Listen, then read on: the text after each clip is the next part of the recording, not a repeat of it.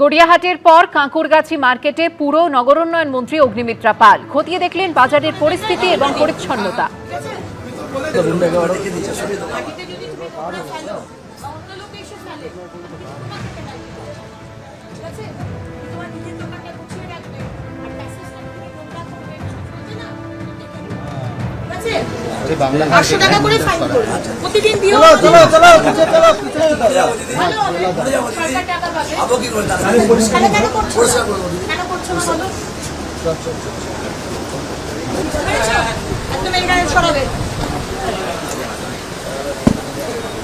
শুনতে পেলেন?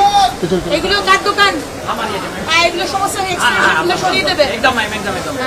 এই পুরো এক্সটেনশন সরাবে। যতটা তোমার দেওয়াল ততটাই তুমি করবে।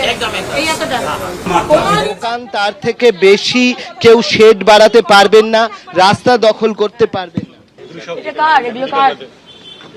জায়গাগুলো ম্যাডাম ফাঁকা থাকলে কেউ মালপত্র রেখে দেয় যাতে না এনক্লোজ করতে পারে, সেই না, জন্য ওরা আপনি রেখেছে। এইসব করবেনও না, করতে দেবনও না। এগুলো তো করার কোনো স্ট্রাকচার নেই আমাদের প্ল্যানিং এ। একদমই। তাহলে এগুলো কেন বানিয়েছে? এগুলো সরান। না না না, গ্রিল ফিল দরকার নেই।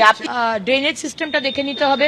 নালি যে বললো ওই ডিমওয়ালা যে জল জমে, সেটা জল জমে কারণ হ্যাঁ, তো সিভেজ নালি ঠিক হচ্ছে না, তাই জন্যই আজকে জল জমছে। তো পুরো বিষয়টা জায়গায় জায়গায় অ্যাডভার্টাইজমেন্ট হোর্ডিং লাগিয়ে দিয়েছে, কিন্তু তার কোনো পয়সা ডিপার্টমেন্টে আসছে না, সরকারেও আসছে না। এভাবে তো চলতে পারে না। এই সমস্ত হোর্ডিং গুলো যত হোর্ডিং আছে প্রত্যেকটা খুলে দেবেন, ঠিক আছে? মার্কেটের ভিতরে, মার্কেটের বাইরে আমাদের টেন্ডার হবে, সেই হিসেবে হবে। যারা পরিষ্কার করে সাফাই কর্মী, তারা একটা এজেন্সি থেকে, তারাও নাকি ডিউটিতে আসে না। এইভাবেই তো চলছিল 50 বছর, তো এইভাবেই চলেছে। কেউ অ্যাকাউন্টেবল নয়। আমরা মাইনে, আমাদের টাকাতে সরকার চলছে, কিন্তু সেই সরকার অ্যাকাউন্টেবল নয়। কেউ পরিষ্কারও করতে আসে না, কেউ বাথরুমও পরিষ্কার করে না, কেউ বাজারও পরিষ্কার করে না। এনক্রোচ হয়ে যাচ্ছে, কেউ বলেও না। এটা চলবে না। যদি কেউ না কাজ করতে চান, অবশ্যই নিন, রিটায়ারমেন্ট নিয়ে নিন। আমরা অন্য এজেন্সি ডেকে নেবো, বলে দিয়েছি। টেন্ডার করে অন্য এজেন্সি ডেকে নেওয়া হবে। আপনার দোকানের সামনে আপনি ময়লা পাবলিক এসে ফেলে দেবে, আমি দেখবো না। আপনার দোকানের সামনে যদি ময়লা হয়, আমি দোকানদারের কাছ থেকে পেনাল্টি নেব।